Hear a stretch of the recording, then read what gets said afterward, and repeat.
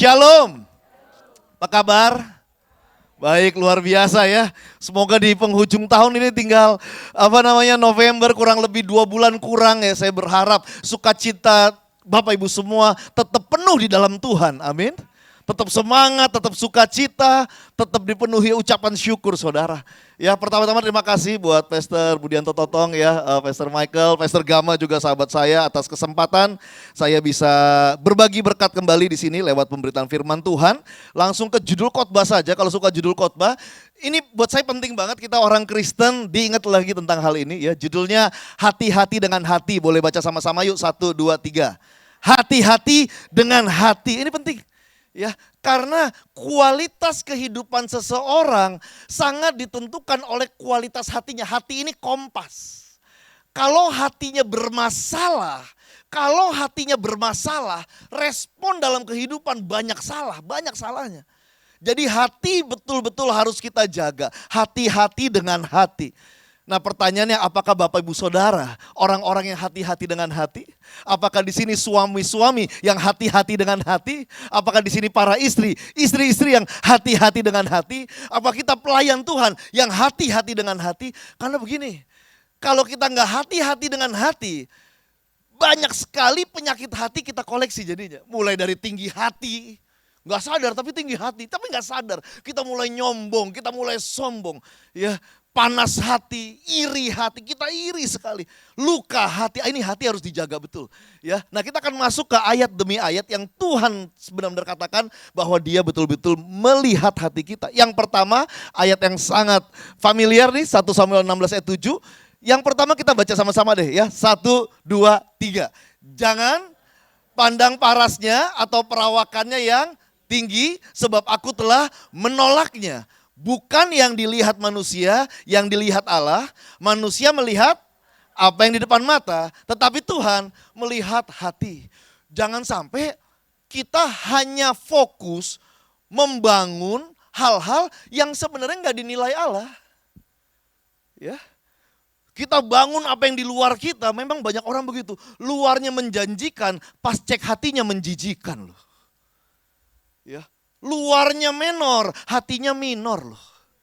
Hatinya beda sama luarnya bikin orang terkesan, tapi hatinya bikin orang pingsan, beneran. Luar dalam beda sekali. Fokus membangun yang Tuhan gak nilai. Eliab, Abinadab, kalau kita lihat di sini ya.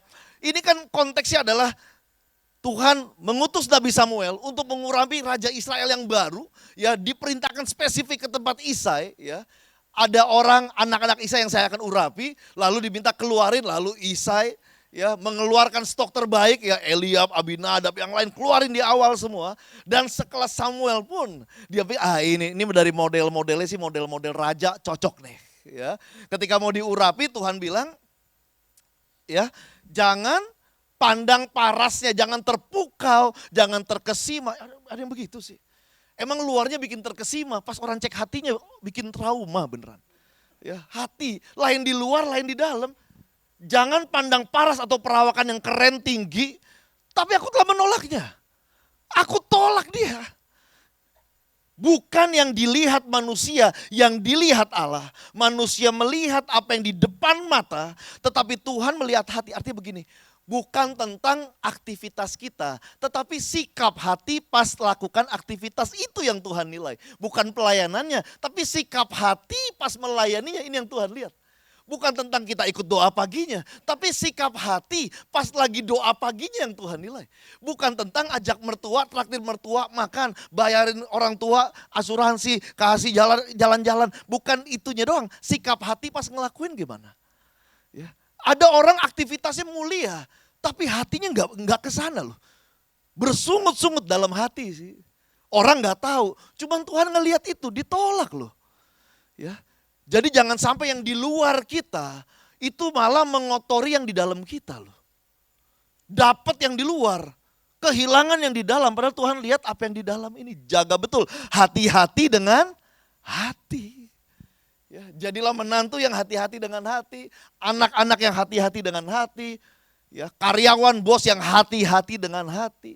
Nah kita lihat nih ayat yang kedua, Yeremia 17, 9, 10 saya bacakan buat Bapak Ibu. Wah lihat nih, kenapa hati perlu dijaga? Ini betapa liciknya hati. Kalau kita nggak jaga, kita nggak sadar, kita licik bener hati kita. Daud mungkin lagi lengah nggak jaga hati. Licik sekali cara dia mau merebut Batsheba. Licik sekali cara dia membunuh Uria. Licik sekali hatinya. Mungkin dia nggak lagi jaga hati momen itu. Kalau lagi jaga nggak lakuin itu saudara. Hati harus dijaga karena hati manusia tidak permanen. Kalau dulu bagus, selamanya pasti bagus. Oh tunggu dulu, kita jaga nggak? Kalau permanen ya Daud nggak jatuh dalam dosa. Ya kita harus jaga betul hati kita. Ya.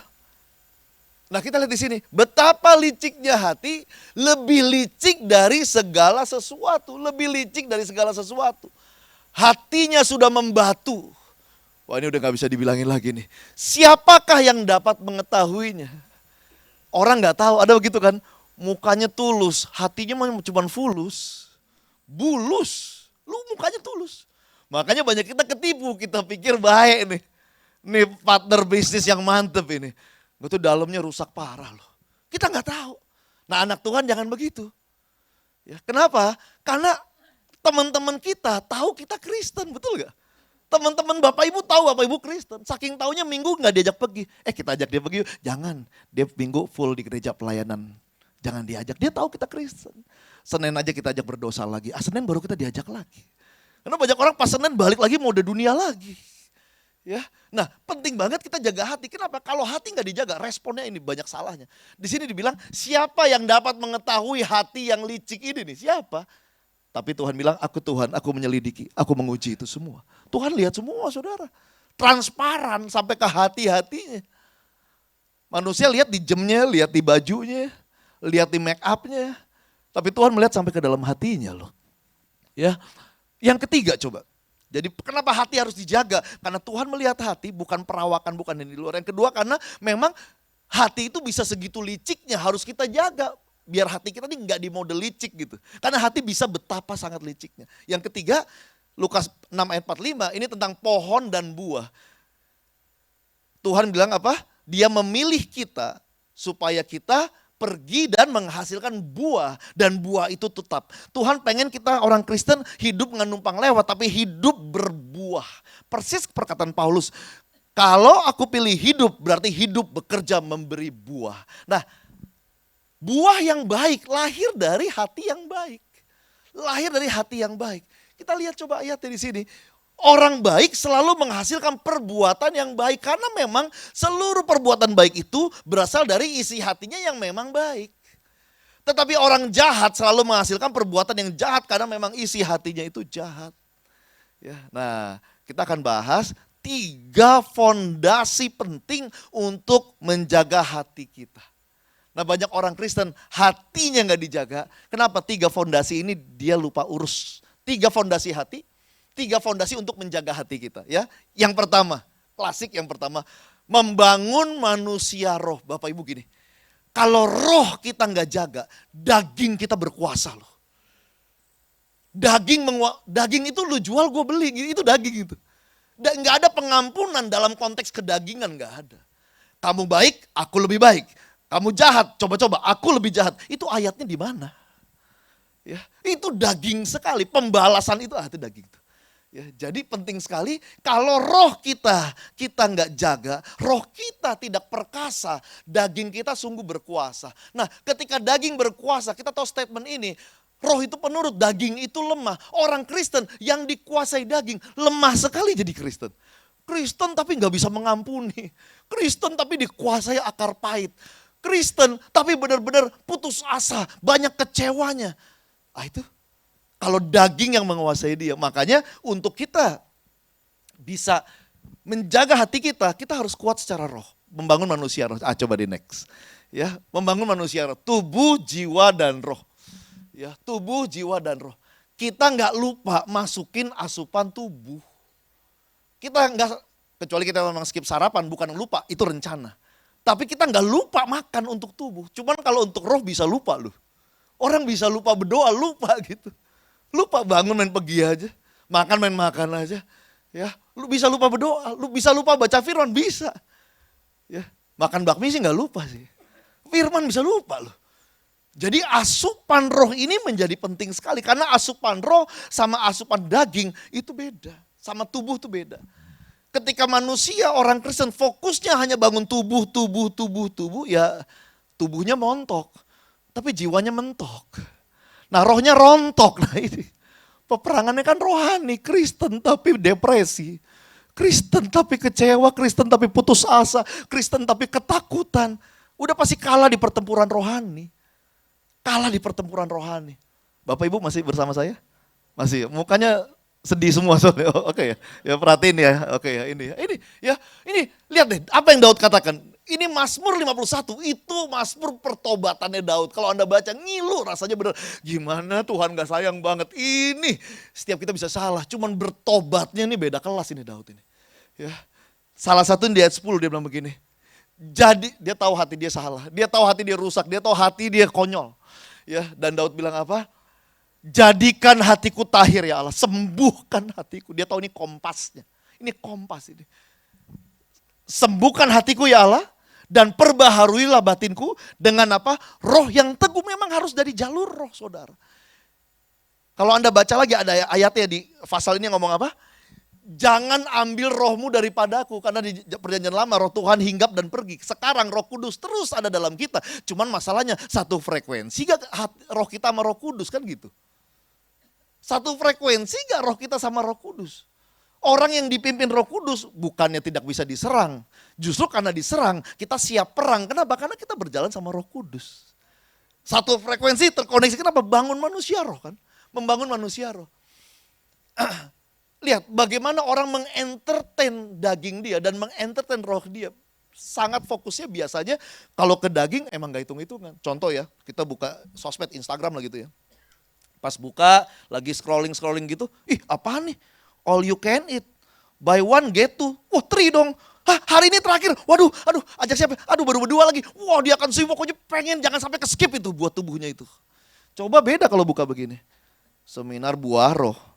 Cara mengaktifasi buah roh. Free. Ya. Dekat sini. Langsung di scroll gak bakal detail, di scrolling langsung gitu. Ya. Rohnya dia gak segitunya. Wah ini bagus buat roh nih. Christian leadership. Ya, kapan ini? Wah jauh ini, it's okay. Itu biasa gak begitu. Ya, buat roh gak gitu maksimal. Sehingga gak kaget banyak orang Kristen sangat dipimpin sama dagingnya itu loh. Ya, penting sekali. Tadi saya bilang ya, kalau daging asupannya beda sama roh. Kita makan apa gitu ya, bakmi, nasi campur, babi gitu kan. Itu kan kadang digantung-gantung tuh babinya karismatik ya Pak. Ya, benar-benar cashew madu, wah mengkilat, karismatik, syaubak ya kan. Tuh kita makan roh kita gak kesentuh ya, cuman daging kita bersuka cita. Ya. Saking kita bersuka citanya, kita bersaksi tentang babi itu loh. Kita cerita, akhirnya banyak orang menerima babi itu dan berjemaat di restoran itu. Kita segitu excitednya. Cuman khotbah hari ini gak tahu diceritain atau enggak nih, takutnya ada yang bininya gak ikut. Takutnya ada yang suaminya gak ikut, diceritain gak? Pak, tadi khotbahnya Pak, 3 hal penting, gak tahu begitu gak tuh. Takutnya gak diceritain ke teman kantornya nih. Ya. Jadi banyak yang gak segitu excitednya ketika apa? Membangun, mengestafet kegiatan rohani ini. Selain di ibadah minggu. Ya ini kan sudah dikondisikan lah. Takutnya kita melayani pun sudah bukan dengan hati yang, banyak yang udah rutinitas, makanya jenuh. Melayani bisa jenuh. Dan tahu ya jenuh itu membunuh saudara. Jenuh itu membunuh. Jenuh itu melihat sesuatu bukan lagi sebagai anugerah dari yang di atas, tapi hanya sekedar rutinitas. Rutinitas. Hobinya itu, skillnya di situ, beraktivitas tentang hal itu. Ya, nah tapi itu lahirnya dari daging bukan dari roh. Nah kita lihat coba ya, ini asupan rohani di next coba. Yang pertama ya kebenaran, udah pasti kebenaran. Truth, firman Tuhan. Saya nggak tahu di sini ada yang di gereja ini ada yang dengar firman masih suka bosen nggak? Kayak berasa lama gitu. Pak Michael di sini berapa lama durasi ya? 30 apa 40? 40 boleh, oh baik loh 40. Banyak gereja udah gak COVID 30. Di Cikarang 25. 25 WL-nya, ini kalau udah begini tertib dong. Ya kan? WL-nya jatah saya diambil lagi 7 menit. Saya maju 18 loh. 18, saya siapa yang gak kenalan Pak. sayang. Ya udahlah langsung aja firman dah. Ya. Jadi ada yang memang segitu ketatnya. Ini 40 baik. Nah, Anda nggak tahu nih di sini ada gak di sini yang kalau dengar firman tuh kayak berasa lama gitu. Aduh, asalila Ya aduh, ya kayak lama gitu rasanya. 40 menit nih dari muka-mukanya sih offside 10 menit nih kayaknya. Kayak nggak udah-udah gitu ya. Bosen, gundah, pengen cepet udah gitu. Ya. Oh jangan ya. Di sini total ibadah mungkin ya, taruhlah 2 jam lah. Taruhlah 2 jam atau 1,5 jam. Taruhlah 2 jam gitu. 2 jam ini Anda fokus ke ibadah. Jangan nyambi hal-hal gini. Masih ada 22 jam di hari ini. Di hari ini masih ada 22 jam. Anda bisa isi dengan apapun. Apapun. Jangan diselipin lagi di aktivitas ibadah. Aktivitas ibadah, dengar khotbah, dengar firman, hati haus dan lapar, muji menyembah, all out buat Tuhan saudara. Ya, 2 jam gak lama. Pastikan gak skip, terkoneksi saudara. Ya, truth, firman Tuhan. Ya, penabur, tanah hati harus yang baik. Nah pertanyaannya, tanah hati yang baik dia kan menyambut taburan firman. Nah pertanyaannya, penabur ini siapa? Ada orang penabur itu ya pendeta. Kalau penabur itu pendeta, ditaburnya seminggu sekali. Diri kita juga penabur bagi tanah hati kita sendiri loh. Diri kita harus jadi penabur untuk tanah hati kita juga. Kita harus baca firman juga saudara. Jangan tunggu ditaburin orang. Diri kita pun penabur buat hati kita. Kita tabur juga ini. Disiplin rohani, baca Alkitab karena ini asupan untuk roh kita. Ya. Yang kedua worship, intimacy. Ada gairah, ya. Ya kalau di gereja udah pasti lihat energik ya. Semangat gitu kan. Kita dibantu untuk kayaknya connect sama Tuhan enak banget. Ya di gereja kan dipancing kan. God is good, kita jawab all the time. Lebih kencang lagi, God is good, lebih kencang kita all the time. And all the time kita jawab God is good. Cuman di rumah kan gak ada yang mancing kan. Nah di rumah gak ada yang mancing, pas kita ketemu masalah, kita ngomong gak God is good, lebih kencang konan God is good. Takutnya enggak. Be a winner every day, not every Sunday loh. Every day, orang battle-nya daily kok, bukan weekly. Setiap hari. Makanya disiplin rohani penting. Ya. Disiplin rohani penting. Ya kita pelayanan misi, asyir, apa gitu ya, bisa didokumentasi. Orang bisa lihat, wah luar biasa kamu jadi berkat. Oh iya Tuhan yang kasih kekuatan. Kita bisa oke lah ya, dapat timbal balik ya. Baca Alkitab kan kita nggak mungkin dokumentasi lagi baca Bible, enggak. Tulus aja baca Alkitab. Cuman Tuhan kan lihat. Ya. Tuhan kan lihat. Itu makanan kita sadar buat apa? Buat roh kita. Worship, intimacy. Dari keintiman lahir pengenalan. Dari pengenalan baru muncul yang namanya takut akan Tuhan. Ada orang Kristen kayaknya sih kayak nggak takut akan Tuhan. Ya. Pas dicek emang nggak kenal siapa Tuhan. Pas dicek emang nggak ada keintiman pisan. Doa enggak. Worship enggak. Ya di gereja iya, saya worship ini konteksnya rohani pribadi pas di rumah sehari-hari, di mobil, di motor, pas sendirian itu loh. Jangan sampai iblis ya memang kalau lagi di gereja mungkin gak diserang, lagi kuat-kuatnya kan. Tapi jangan sampai iblis tuh mikir, ntar lo di rumah lo, beraninya keroyokan lo di gereja lo. Di rumah lo, karena dia tahu di rumah banyak orang Kristen buka Alkitab enggak, worship enggak, malah ngelakuin yang enggak coba. Iya, worship.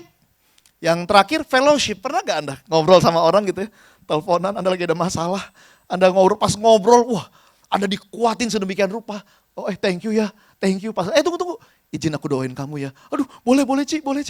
Didoain pas selesai itu, waduh. Pernah gak Anda ngerasain begitu? Fellowship ini, ya orang-orang yang kita tahu dia bisa membangunkan rohani kita. Jadi kalau kita lagi kering rohani jangan putus asa. Kalau nggak bisa bangun dari dalam, cari dari luar. Orang-orang kita tahu kalau saya terhubung sama orang ini. Ya, saya kembali on fire again gitu. Orang Kristen yang manusia rohnya lemah, dikuasai daging, cek aja 3 ininya, udah pasti nggak ada. Baca Alkitab males, worship nggak ada. Ya, fellowship juga bukan orang-orang yang bisa ngebangun dia. Poin yang pertama, masuk poin yang kedua saudara. Yang pertama bangun manusia roh nih untuk kita bisa jaga hati. Yang kedua jaga hati lewat apa? Jaga pikiran. Jaga hati lewat jaga pikiran kita. Makanya Roma 12 ayat 2 ini menjadi penting sekali coba. Jangan kamu menjadi sama kayak dunia pikirannya, makanya harus berubah. Apa? Pikiran yang sama kayak dunia itu harus diubah. Oleh apa? Oleh pembaruan budi, ya, oleh firman Tuhan. Sehingga kita tahu bahwa rencana Tuhan buat hidup kita ya baik, berkenan, sempurna. Perubahan pikiran loh. Mindset. Karena kalau cara pandangnya salah, ini hati gampang banget bermasalah. Cara ngelihatnya jelek sekali. Ya. Nah, kita lihat coba nih. Coba. Nih Bapak Ibu. Cara pandang, mindset itu menentukan cara pandang. Mindset menentukan cara pandang, cara kita ngelihat sesuatunya. Kalau mindset negatif, cara pandangnya negatif. Ada orang putus cinta merasa menderita. Tapi ada orang putus cinta malah suka cita. Kok bisa begitu ya? Sama-sama ditinggal sama tunangan nih. Satu suka cita, satu menderita. Pas dicek cara pandangnya beda. Yang satu memandang putus cinta adalah kemalangan, makanya dia sedih. Kenapa Tuhan izinkan ini? Tapi yang satu memandang putus cinta bukan kemalangan, tapi kemenangan. Dia percaya, dia memandang ini bahwa Tuhan menyelamatkan dia. Dan Tuhan akan memberikan yang lebih baik, saudara. Yang lebih pas, saudara. Cara pandangnya. Ya, cara pandang ini penting loh. Kalau cara pandangnya salah, moodnya bermasalah terus. Akhirnya hatinya buruk sekali, keadaan hatinya buruk sekali, cara pandang. Ya, cara pandang, bacaan, tontonan, cara kita melihat sesuatu. Ada orang, ada suami gitu ya, kalau ke customer sangat baik sekali, sangat ramah kalau ke customer. Tapi kalau ke istrinya tuh galak sekali, kok bisa begitu ya? Cara pandang. Si suami memandang calon customer sebagai sumber pemasukan. Nah, dia mandang istrinya ini, sumber pengeluaran. Nah, ini kalau cara pandang gak diganti, hatinya ke istrinya salah dulu. Pak, dapat itu ya, customer baru ya, klien baru ya. Wah, semangat Papa diberkati Tuhan. Gak usah lebay deh. Kamu mau minta apa sih? Kamu gak ada puasnya ya, rakus kamu. Bayangin coba. Istri kaget banget. Kok papi ngomong gitu? Tahu ujungnya kemana? Ya ampun, cuma mau ucapin congrats. Cuma karena istrinya jaga hati, manusia rohnya kuat. Pikir, udah mungkin suamiku lagi capek, udahlah. Dia doa, dia tidur. Tidur dan senyum tidurnya. Hati dijaga, hatinya dikuasai keteduhan. Pikiran dijaga, suaminya hatinya dikuasai banyak tuduhan. Nah ini. Pikiran gak dijaga. Nih istri udah ngalah, gak apa-apa yang waras ngalah, tidur istrinya. Nih suami masuk kamar, istri tidur, bisa diserang lagi. Tidur istrinya. Dasar manusia tamak, yang dikatain lagi loh. Itu kalau cara pandang gak diganti, hatinya gak berubah bu. Tunggu, kok gue ngomong gitu sih. Dia bukan orang rakus. Dia makhluk yang Tuhan utus untuk saya kasihi, bahagiai, nafkahi, hidupi, senangi. Udah, kita bisa kecup jidatnya. Kok bisa? Ya cara pandangnya diganti. Masalahnya begini Bapak Ibu, cara pandang kita 88% itu otomatis. Jadi kita gini, mau pandang dia jadi manusia tamak, enggak. Otomatis sudah. Makanya kita harus menyadari, tunggu, aku mandangnya salah nih. Kenapa? Karena hatiku mulai bermasalah. Tunggu, caraku memandangnya harus aku ganti. Caraku melihatnya ini harus aku ganti. Kenapa? Karena cara pandang kita 88% itu otomatis kita nggak rencanakan. Begitu aja. Langsung begitu aja, hati langsung rusak aja. Makanya tunggu. Kok responku begini ya? Nah makanya kita lihat dari cara pandang larinya ke keyakinan. Dia yakin banget emang dia begini modelnya. Dia yakin banget emang pasangannya cuma mau keyakinannya ini. Nggak ada keyakinan yang baru tanpa cara pandang yang diperbaharui saudara. Ya. Dari keyakinan larinya reaksinya ini. Reaksinya jadi negatif, reaksi negatif jangan langsung salahin objeknya. Ya, cek kenapa reaksi begini, cek apa yang saya yakini, cek cara pandang kita seperti apa. Pemain keyboard mana ya? Pemain keyboard boleh ya. Nah ini. Jadi pikiran orang yang hatinya gampang bermasalah, ya gampang kesel misalnya ke mertua, ke orang tua, cara pandangnya dulu nih. Kalau cara pandangnya ini mertua rese, kalau begitu udah pasti hatinya udah nggak benar. Karena udah cara pandangnya salah. Nah cara pandang itu dibentuk oleh BTP. Bacaan, tontonan, pergaulan. Apa yang kita baca, apa yang kita tonton, dengan siapa kita bergaul. Kita bacain apa sih, tontonin apa, bergaul sama siapa sih. Nah penyakitnya, orang yang lagi negatif, ya, yang lagi negatif, senengnya bergaul BTP, bacaan, tontonan, pergaulan. Ya, nah masalahnya apa? Orang yang lagi negatif, seneng nongkrongnya sama orang yang juga lagi negatif. Itu penyakit. Dia lagi negatif nih, hatinya, cara pandangnya. Senengnya nongkrong sama yang juga lagi negatif. Penyakitnya apa? Orang negatif nongkrong sama orang negatif, berasa positif. Nah ini jadi masalah. Berasa positif, bener kan? Tos lagi. Waduh. Dia pikir matematika, min kali min plus. Ini min kuadrat, ini minnya akut parah banget ini. Parah. Ya, nah ini cara pandang. Kita lihat Yusuf deh. Yusuf itu hidupnya gak gampang saudara. Kita baca sih cepet. Apal kisahnya, baca cepet. Cuman Anda bayang melaluinya tahunan.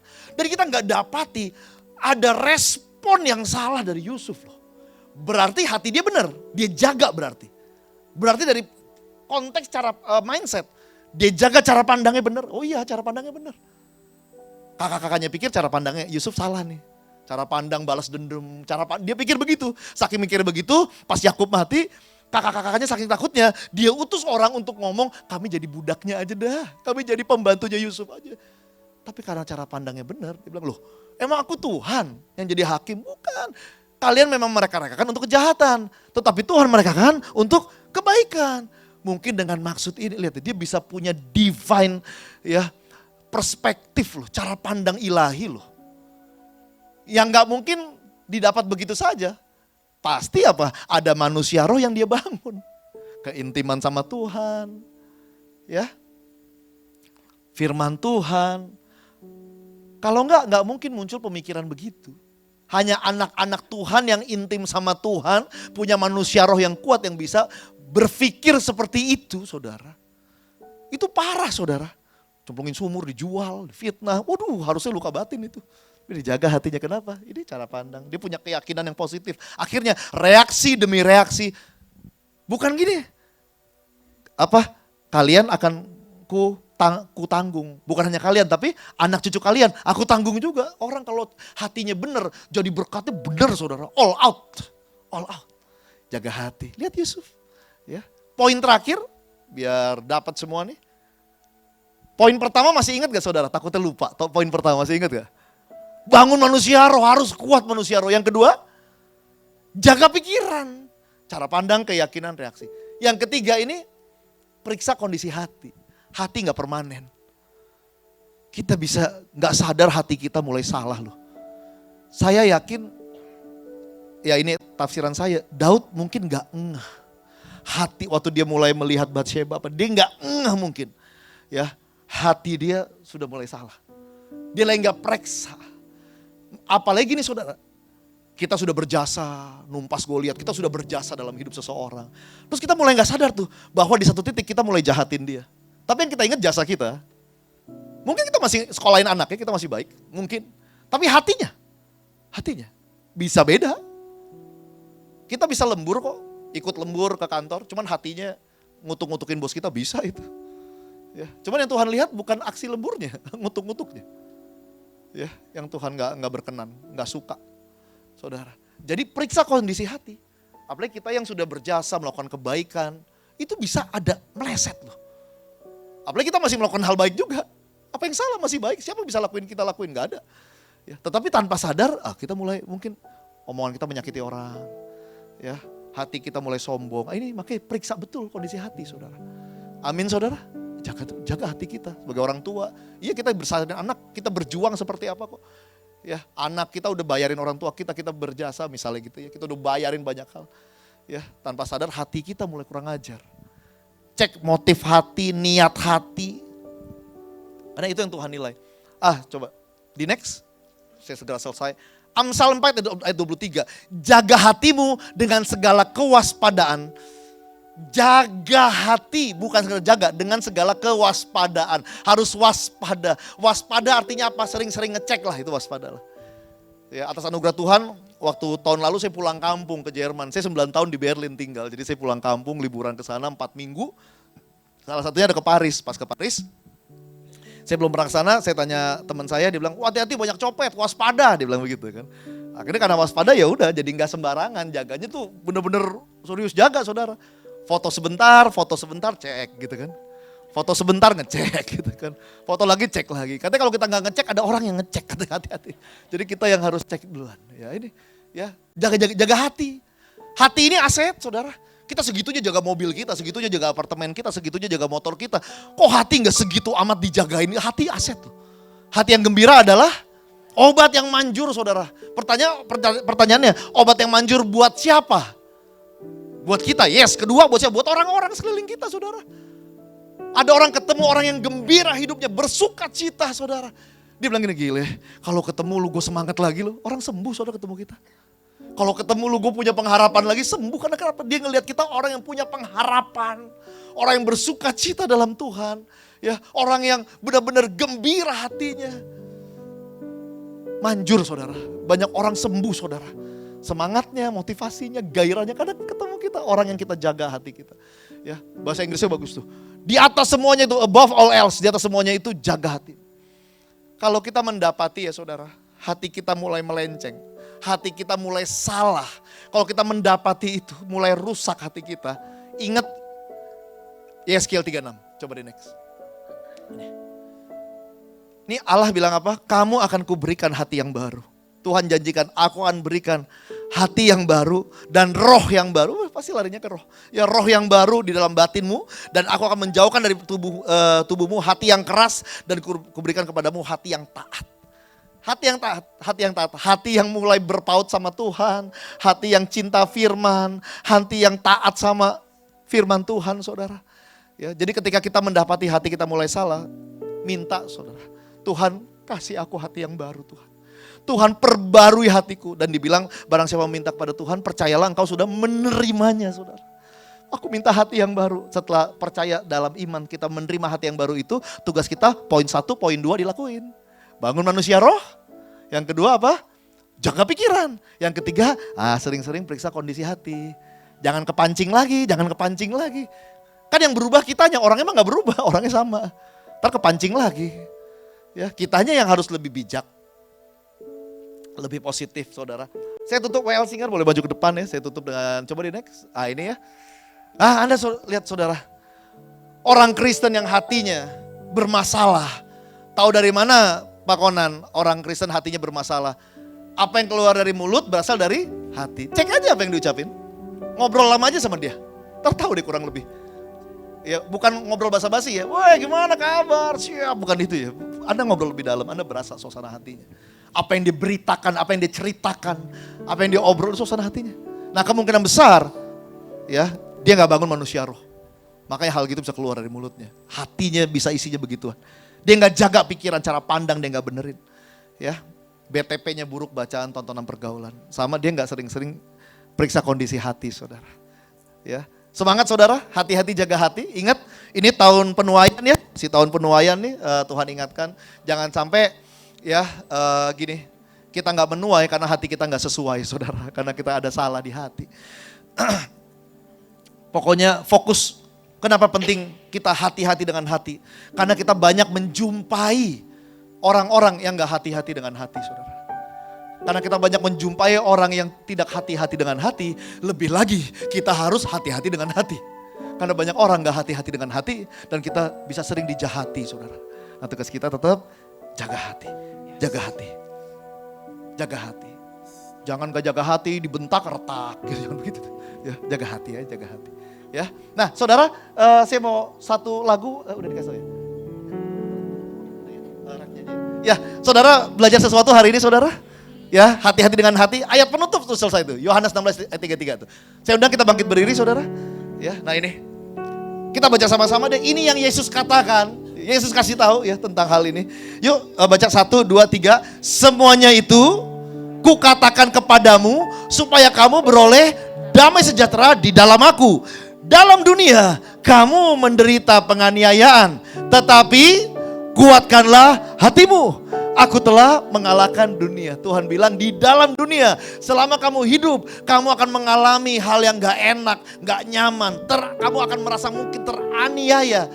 Tetapi Tuhan bilang bukan aku cabut itu bukan. Tapi Tuhan bilang apa? Kuatkan hatimu. Artinya apa? Hati-hati dengan hati. Artinya apa? Bangun manusia rohmu, jaga pikiranmu, periksa kondisi hatimu sering-sering. Ya, Sehingga apa? Kita bisa mengalahkan yang jahat. Dan Tuhan bilang, aku telah mengalahkan dunia. Kalau orang gak jaga hati, ingat, dengan mulut orang mengaku, dengan hati orang percaya.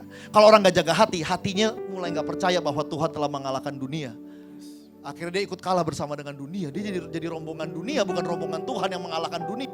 Mengalahkan kejahatan dengan kebaikan. Itu kan apa kata firman Tuhan. Amin saudara. Boleh kasih kemuliaan buat Tuhan kita. Haleluya. Ya, kita nyanyi satu lagu refnya aja, lalu saya tutup dengan doa.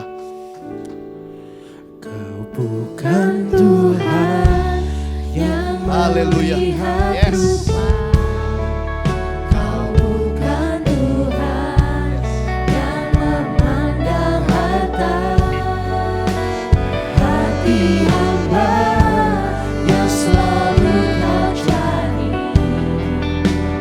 Biar kau temukan di dalamku. Selama ku hidup, ku mau menyembahmu. Haleluya. Sebab kau sangat berarti bagiku. Yang terbaik yang ada padaku, ku persembahkan kepadamu. Yang melihat rupa, Haleluya. kau bukan Tuhan yang memandang harta. Hati hamba selalu kau cari. Yes. Biar kau temukan di dalamku. Selama ku hidup, ku mau menyembahmu. Sebab engkau sangat berarti bagiku. Yang terbaik yang ada padaku, ku persembahkan kepadamu. Yesusku. Haleluya, haleluya, haleluya. Bapak terima kasih buat firman Tuhan yang boleh kami dengar pada pagi hari ini Tuhan. Sebagai hambanya Tuhan, saudara kita semua ini hambanya Tuhan. Kita semua ini hambanya Tuhan. Tuhan mau pakai kita para hamba-hambanya Tuhan saudara. Bapak ini hati kami Tuhan. Ajar kami untuk benar-benar menjaga hati kami Tuhan. Kami gak mau hidup ini percuma numpang lewat. Kami mau Tuhan dipakai Tuhan. Sebagai hamba Tuhan yang berkualitas. Hamba Tuhan yang setia. Hambanya Tuhan yang berkenan Tuhan. Tugas kami Tuhan menjaga hati kami. Hati-hati dengan hati saudara. Bangun manusia rohmu. Masukin truth kebenaran. Worship. Cintai Tuhan. Bangun hubungan sama Tuhan di kesendirianmu. Di keseharianmu. Miliki fellowship orang-orang yang saling membangun. Jaga pikiran kita saudara. Cara kita memandang situasi. Situasi negatif tidak berubah. Tapi cara kita memandang situasi negatif yang bisa berubah saudara. Cara kita memaknai situasi yang negatif yang bisa berubah. Cara kita memandang orang yang nyebelin itu yang bisa berubah saudara. Jaga pikiran kita saudara. Yang ketiga saudara. Ya. Periksa kondisi hati kita. Hati gak permanen. Bisa menyimpang, bisa meleset, bisa hamartiah lari dia. Tugas kita periksa kondisi hati kita. Kalau bermasalah minta Tuhan perbaharui saudara. Bapak hamba telah selesai saudara. Tuhan kau yang berkati Tuhan setiap kita yang ikut ibadah ini. Biar hati kami Tuhan terus diperbaharui Tuhan. Sehingga lewat hati ini memancar banyak kebaikan Tuhan. Kami sungguh hidup menjadi garam, menjadi terang. Dan hidup kami menghasilkan buah. Sehingga lewat hidup kami nama Tuhan dipermuliakan. Ada harum Kristus yang orang rasakan. Kenapa? Karena hati kami senantiasa jaga Tuhan. Terima kasih. Jadilah suami yang menjaga hati, jadilah istri yang menjaga hati, jadilah para profesional yang menjaga hati, jadilah pelayan Tuhan yang menjaga hati. Sehingga lewat hati kita memancar kehidupan yang menggambarkan Kristus. Dalam nama Tuhan Yesus kami telah berdoa dan mengucapkan syukur. Yang percaya sama-sama kita katakan amin. Selamat hari Minggu, Tuhan memberkati. Silakan duduk Bapak Ibu.